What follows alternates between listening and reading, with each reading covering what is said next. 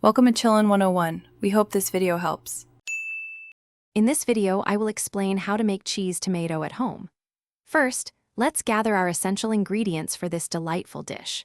You'll need 2 or 3 ripe, medium-sized tomatoes, about 150 grams of a good melting cheese like mozzarella or cheddar, and fresh basil for that aromatic touch.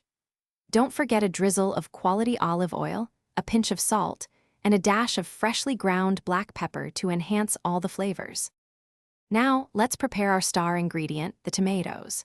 Begin by thoroughly washing your chosen tomatoes under cool water. Then, carefully slice each tomato into uniform, half-inch thick rounds. This ensures even cooking. Arrange these beautiful slices in a single layer on your baking sheet. Drizzle them lightly with about 1 tablespoon of olive oil, then season generously with a 1/4 teaspoon of salt and freshly ground black pepper. With our tomatoes seasoned, it's time for the cheese. Grate or thinly slice about 150 grams of your chosen melting cheese.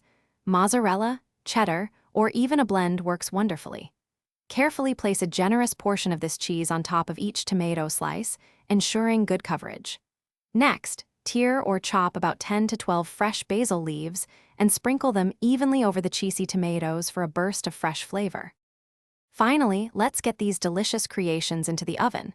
Preheat your oven to 190 degrees Celsius, which is 375 degrees Fahrenheit. Bake the cheese tomatoes for about 15 to 20 minutes, or until the cheese is beautifully melted, bubbly, and slightly golden brown. Once ready, carefully remove them from the oven. Serve your homemade cheese tomatoes immediately as a warm, comforting appetizer or a fantastic side dish. Enjoy! Thanks for watching. Consider subscribing if we helped you.